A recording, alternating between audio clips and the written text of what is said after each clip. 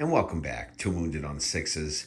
Today we're going to be reviewing my Necron army list that I recently put together. As many of you who have been following the channel know, I recently purchased a Necron army from a friend. And over the last couple of weeks, I have been adding a couple more units to the collection to try to make a competitive list. So I'm getting close. I don't quite think I'm all the way there, but I wanted to kind of go over what I have so far, what everything does, and my plan going forward for the army. So as you can see, most of the stuff is not painted. This is actually a unit I bought used. Some of these, all of these are used models. Some of them have been, have a dry brush on them, a zenithal dry brush.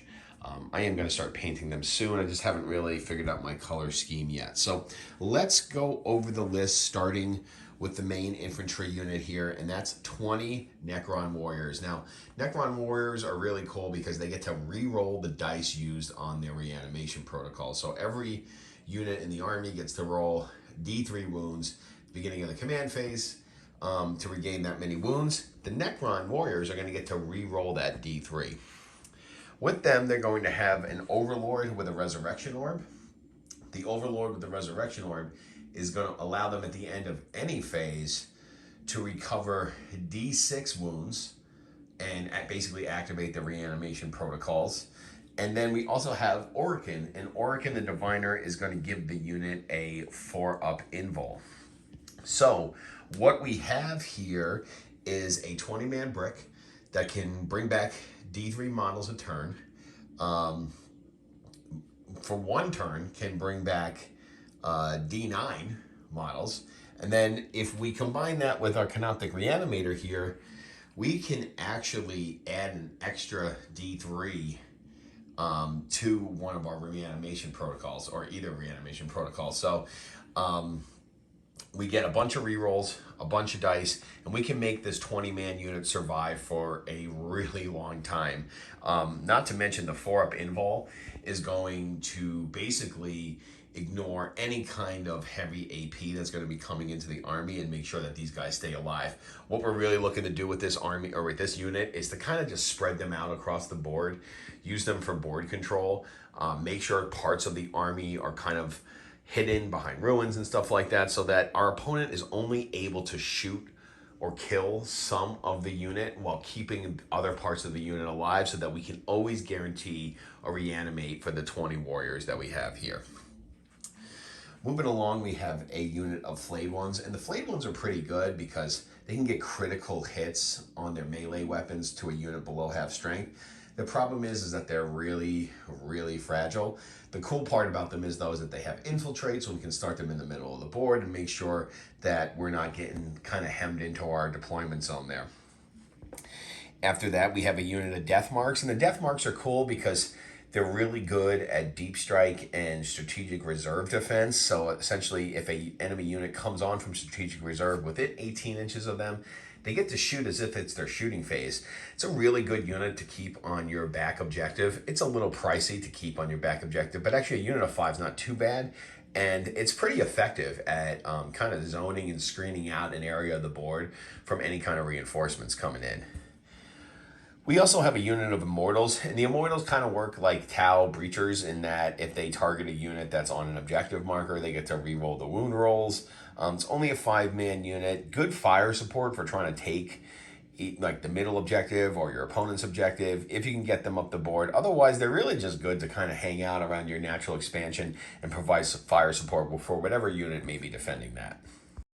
Moving along, we have the Catan Shard Nightbringer, and this guy is like a damage sponge. He can really go out there and take damage because he halves any damage that's coming at him, but he also can deal a bunch of damage. He has a Gaze of Death, so that he's going to do some mortal wounds to enemy units within range of him at the end of the fight phase, which is really nice. He's got a really good sweep and a really good strike attack. The strike has devastating wounds, so it can really put those D6+2 wounds into people there. His Gaze of Death is also pretty good. I mean, he just can put out a crap ton of damage, and that's really what we're going to look to do with him.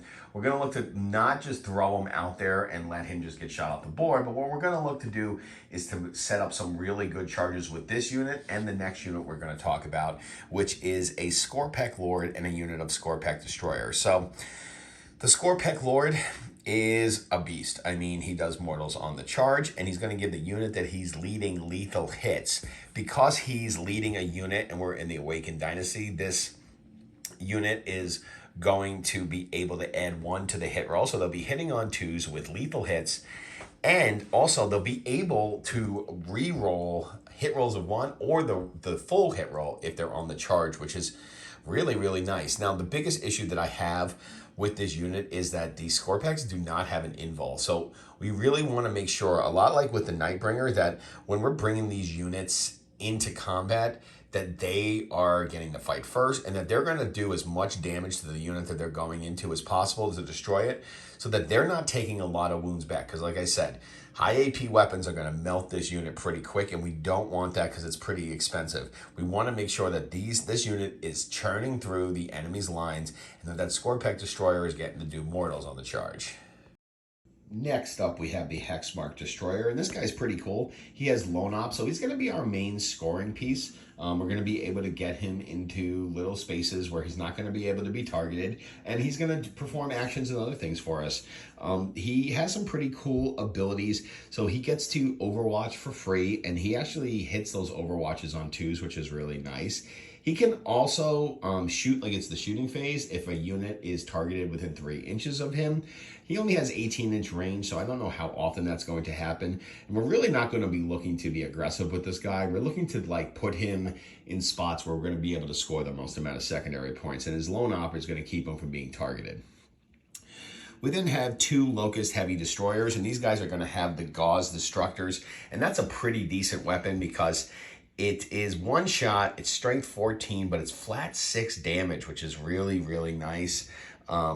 We also have the ability to reroll wound rolls of 1 if we target monsters or vehicles, which we will. We're going to run these as separate units so that, you know, we can kind of spread out our anti-tank fire across the board. But the Lokhust heavy destroyers are really nice because they pack a pretty hard punch for such a small profile.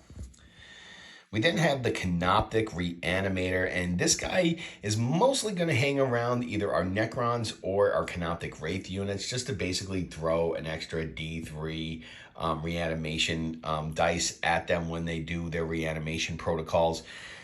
That's really it. He's just here to kind of supply more reanimations to whatever unit he's at. And like I said, we want to try to keep either our Necrons or our Wraiths alive the most. So we're going to want to keep this guy close to them because he has to be within 3 inches to do it. Rounding off the last of our anti-tank, and 2 units that I picked up after buying this collection are 2 Canoptek Doomstalkers here. These guys have a pretty decent weapon, is decent against anti-tank and anti-infantry as well. It does have a 4-up invulnerable save, which is really nice because it only is T8, so it's going to be taking a lot of wounds. That 4-up invulnerable save is going to help keep it alive longer.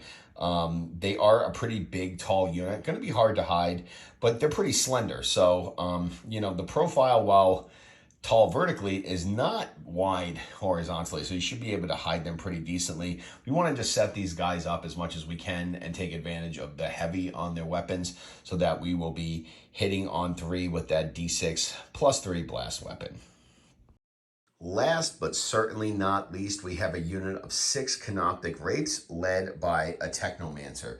That Technomancer is going to give them a 5-up Feel No Pain, and them themselves have a 4-up Invul. So we're going to see a unit that is really, really hard to shift. There's a lot of wounds and a lot of ways to prevent this unit from getting picked up. The Technomancer is going to allow them to reanimate D3 wounds at the end of the movement phase, and the reanimation protocols are going to allow them to roll a D3 at the end of at the beginning of the command phase. So we can be rolling 2d6 wounds back a turn, and if we have the Reanimator there, we can add another D3 in there each time we for the command phase reanimate, which is really nice as well. So it could be 3 D3 wounds coming back at the beginning of a turn, or by the end of the movement phase. That is really, really good for a unit that's very, very hard to shift. Not super killy, but can definitely do some damage, particularly to light to medium infantry. But what this unit's really good at is sitting on an objective and not being able to be pulled off. I've played Canoptek Wraith bricks before. They're very difficult to shift from the opponent's side, so I'm looking forward to using them against some of my friends in games coming up. So this is what I have for the list so far. And like I said, I'm running the Awakened Dynasty detachment just because I don't think the list quite fits with any of the other detachments.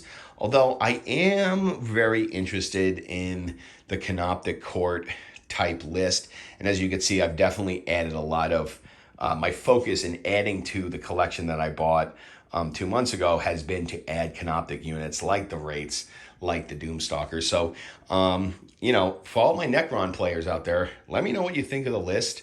Let me know what you think I should pick up next for my collection. If you haven't, go ahead and like the video. And please go ahead and subscribe. We're getting so close to 1,000 subs. And I just want to thank everybody for stopping by and watching some more Wounded on Sixes.